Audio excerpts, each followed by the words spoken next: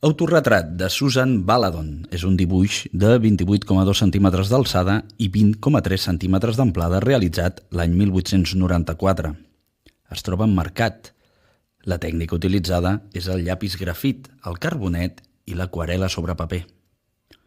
El llapis de grafit és un utensili d'escriptura i dibuix format per una mina o barreta de color, generalment fet de grafit, encapsulat en un cilindre de fusta, paper o metall. El grafit és un mineral negre, tou, fet que facilita la seva utilització per escriure i dibuixar.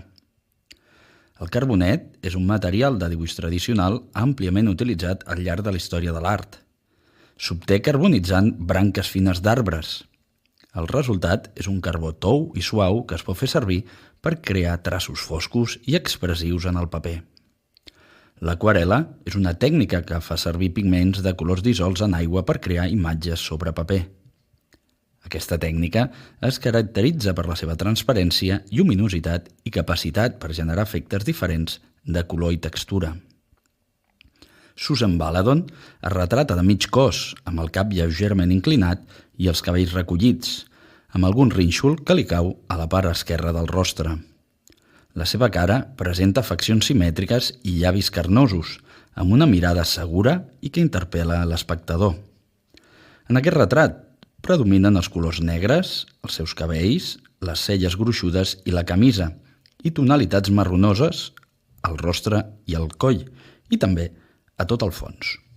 En aquesta data, l'artista tenia 29 anys i va ser la primera dona admesa a la Société Nationale de Beaux-Arts de París, associació d'artistes independents creada l'any 1862, on cada any exposaven els grans noms de la pintura, l'escultura i el gravat. A la part inferior dreta consta una dedicatòria al seu amic, el gravador i il·lustrador Jean-Gabriel d'Aragnès. Susan Baladon, 1865-1938, va ser una destacada pintora francesa i una figura clau en l'art postimpressionista.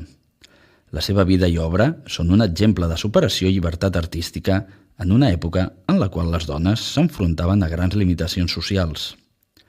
Va néixer a Vezins-sud-Gartem, França, en una família humil.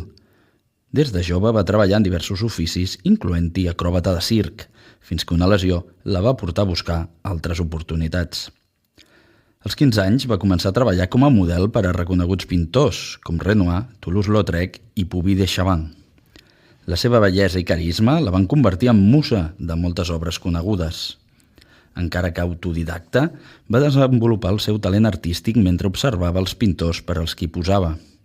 Edgar Degas, impressionat pels seus dibuixos, es va convertir en el seu mestre i la va animar a dedicar-se plenament a l'art.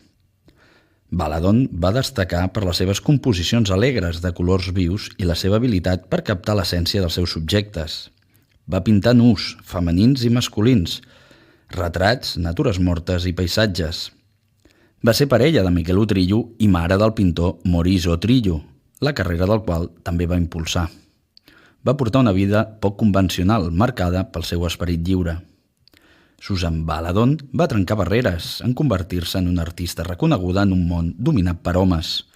Les seves obres s'exhibeixen en museus com el Centre Georges Pompidou de París i The Metropolitan Museum of Art de Nova York. La seva vida i obra continuen sent una inspiració per a les dones artistes de tot el món.